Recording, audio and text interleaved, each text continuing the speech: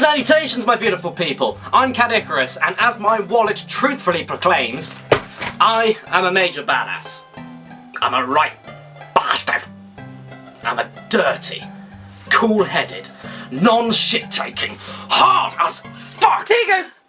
Oh, thank you, my darling. Alright.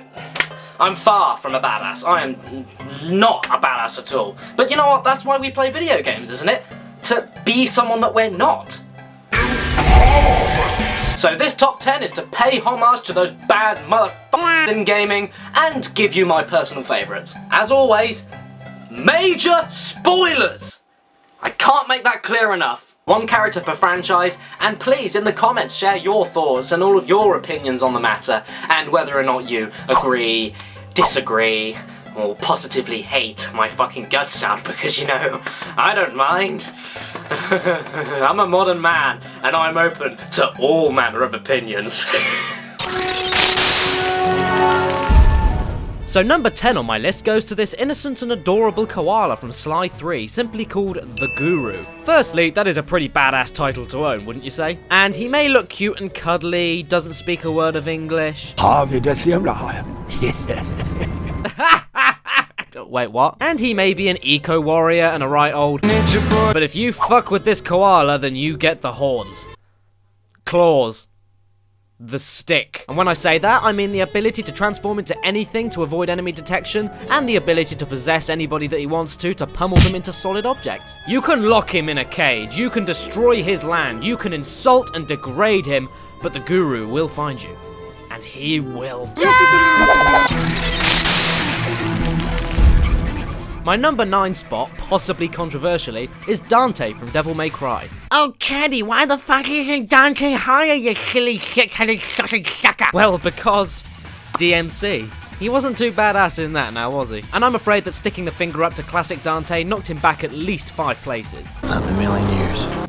Respect. Give me the cool-headed attitude. Give me the long, silvery locks. Give me this guy back. But right now, let's take him for what he's worth. Original Dante is an utter badass, and he even makes it apparent in the first few minutes of his first appearance, which, let's be honest, is an impressive feat. Not to mention, not many people can brush off a sword through their chest and be like, fuck you, I want some honey loops. Where are my honey loops? I want fucking honey loops. Oh, now my nipple's itchy, I can't scratch it. And I've got to say that I love the way he battles the hordes of demons. You know why he's badass. If you don't know why he's badass, play the old ones to get the gist. Oh yeah. And then play the newest ones so you can laugh. Oh no.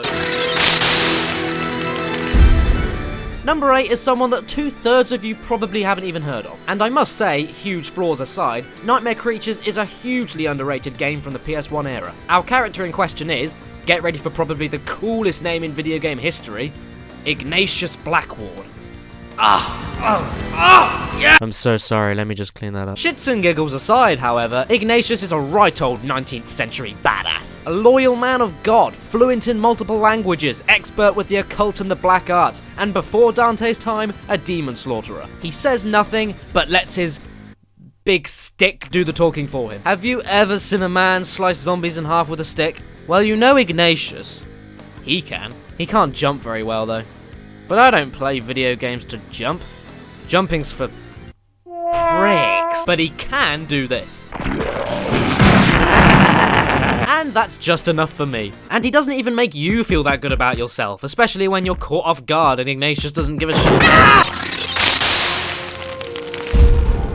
You think I'm joking? What you saying, like? You think I'm being silly? You looking at my thong?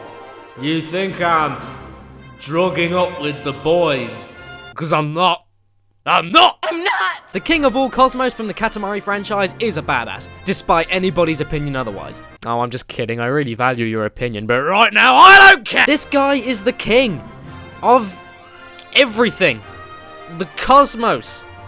Motherfucker. And he can do whatever he bloody wants. Whether it's going on a surfing holiday only to flood the entire planet and strand innocent animals, or go on a binge drinking spree and destroy all the stars in the constellations. It don't matter, you hear? And I've never seen so much pride and exuberance over one's tightly strapped and self-proclaiming trouser trapped. Well, maybe rivaled by David Bowie in Labyrinth. Back in the day, there was no shame. And I still don't know how he does that. I mean, have you ever tried it?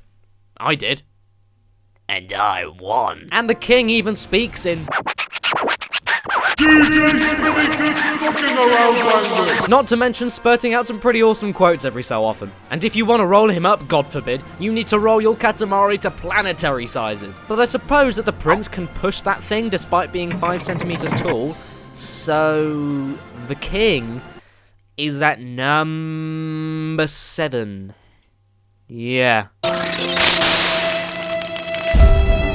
Number 6 is the prime reason for many days of my childhood where I couldn't breathe from crying so much because I couldn't beat him no matter how much I tried, and then I'd eventually beat him, but then got to his next form and I'd be streaming in tears because I could never pass it, and I swear to God I murdered 3 Jubbles and 2 guinea pigs out of anger from this bit of a game, and I will kill again, so help me God! Kazuya Mishima. Don't get me wrong, Tekken got pretty silly as it went on, it's a fighting franchise, but the Mishima and Kazama conflicts are something I always look forward to. The feuds just keep on going and they reach horrifically dumb levels. But I gotta say, Kazuya is probably the biggest badass from these conflicts. After being thrown into a volcano by his own fucking father, Kazuya just keeps on coming back, and he gets tougher. And Tekken 4 is one of my favourite character openings I can think of. I mean, even after being thrown into a volcano a second time, he gets the whole red eye thing going, and then he just kicks everyone's ass. But of course, his impact, for my pathetic nostalgia, was heightened more so in Tekken 2. He was unlike any other character in the game. I mean, you're going along beating the crap out of kangaroos,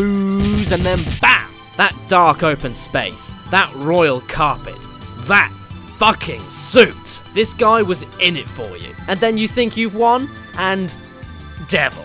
What an epic and actually quite deep final boss. Laserface. Just Laserface. Badass.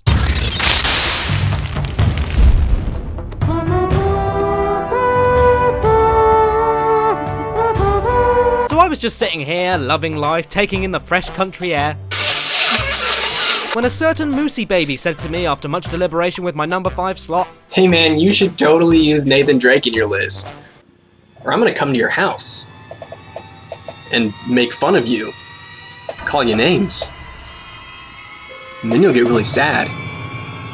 You probably won't like it very much, but I'll do it." And so Nathan Drake from the legendary Uncharted games made my number 5 slot. And the more I spoke with Brutal Moose about it, the more it started making perfect sense. I always saw Drake as a buddy, someone that I could have a drink with and share some stories with. Which, where that may be very cool, doesn't make him a badass. But then I literally heard it from the horse's mouth, make that Moose's mouth, as he mentioned what makes him badass is kinda sorta like Dante, but on a more close to home and believable, be it extraordinary, base. It's the attitude. He's constantly shot at by armies of men, he battles zombified Spaniards, he jumps out of planes, climbs shipwrecks, escapes burning buildings, and throughout the whole ordeal, he doesn't give 2 shakes of Nicki Minaj's monstrous burger back. He's so nonchalant and so modest and so relatable as a person that when you throw him into ridiculous situations, the way he deals with them just turns him into such a badass. He's still that normal guy, and he wants you to think that he is. But we all know the truth. And that is why I gave in to the Brutal Moose and made him number 5. Or I will come to your house and murder you. And at number 4 is the very angry god of war! And what happens when you sell the God of War's soul and destroy his life? Well, this.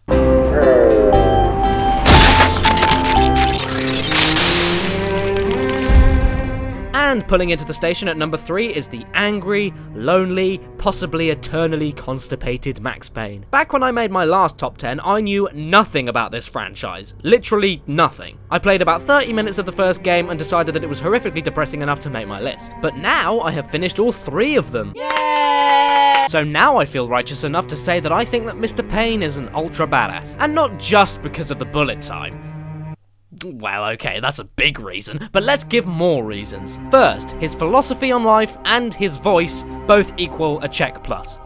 Thank you, blog. No matter how wrecked his body is, how old he is, how much hair he has, or how many video filter effects are ruining his concentration, Max is a one-man fucking army. He's fearless, uses anything and everything to his advantage, can shoot up an entire warehouse of enemies in seconds, and as well as starting wars with anybody he runs into and carrying possibly the worst luck in the world, he comes out angrier and more badass by each battle. If you kill his family, he destroys your company. If you unfairly mistreat anybody, especially women, he destroys you. I mean, if you hire him, your job gets done. Unless you get double-crossed. Which, for poor old Maxie, is like every job he's ever done. Not even booze and pills can stop this behemoth of a man. And if you even think that you're gonna get the last laugh... You know I walk. You walk with a lift. think fucking again. I may not need to even explain my justification to my choice here. I mean, John Marston. Or as I like to call him, John fucking Marston. Encompassing everything from spaghetti westerns and Clint Eastwood, Lee Van Cleef! I'm sorry! I meant Cleef! And then basically blending everything from those characters to then process out a disgusting vegetarian sausage. Give it a hat, a coat, a revolver. Yeah. You get John Marston. What makes him more badass than anyone preceding him, however, are his characteristics. Max Payne has a tendency to act on his instincts, like an animal. He'll just straight up shoot you if you piss him off. But John plays it like a gentleman. A true man. He gives you the warnings. He lets you run away. He shows mercy. And this is because, as well as his ply to gain his revenge without other innocents getting caught in the crossfire, he knows exactly what he's capable of and what will happen if you tick him off. He will slaughter you. But you know what? You brought it on yourself. So gentlemanly badass. I mean, he even outshines the law. You betray the law! And in the setting of the Old West, he really shines through all the assholes, drunks, criminals, and simple morons that surround him. He could just kill them all, but he doesn't. He's above that. The dignity, the look, the behavior, and the fact that he can ruthlessly kill an army if you press his buttons makes him my second favorite badass of all time. Revenge never felt quite as good as this.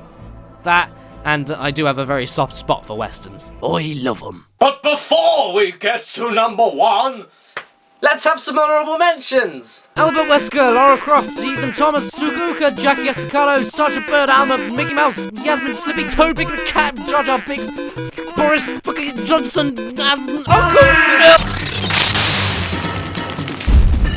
And number one, well-deservedly, goes to Solid Snake. Big Boss. Yep, Snake is badass, but Big Boss is the real deal. I could be really lazy and just say, play MGS3, you little twats. But that wouldn't give him any deserved justice. Solid Snake is badass, and he did kick Big Boss's ass with little supplies. But in terms of experience, Big Boss, I personally feel, is the bigger badass. Solid Snake was Big Boss's clone. Snake was built to be the perfect soldier, which, of course, was modelled after Big Boss, meaning that Big Boss had already undergone enough shit in his life and properly earned his title by his own wit and pure badassery. And since he's from a grittier and earlier era, that makes him that much more special. It's the old school shit. Lack of hyper technologies and advanced weaponry to help him out. Old school camouflaging techniques, hunting, self-medicinal practices. He's like Bear Grylls in a war times 9 million. This guy has been through it all. Not to mention those fucking cigars.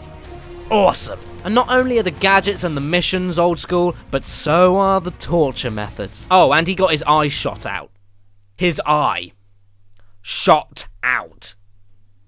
But ain't nobody got time for that! And yet he still somehow manages to take on Leviathan-esque artificial AI death machines, build entire armies of warriors, and then build his own Leviathan-esque artificial AI death machine, then manage to double-cross his former unit in order to create the perfect respectable haven for soldiers that know his pain, then establish the Patriots that basically control the entire world. I mean, if there was a chart for being a badass, Big Boss would fucking rampage up to the top of it, knock it over and explode! And if you get me started on MGS3's ending, just don't. We'll be here until Christmas. But that is, I think, probably the most single badass image in all video gaming. Hey, nice one, Rosie. Oh, and,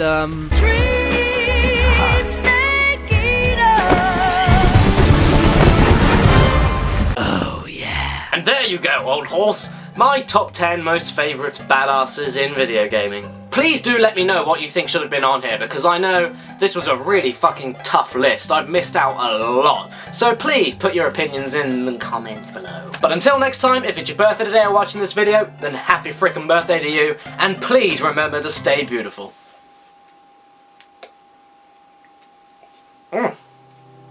He's fucking pissed.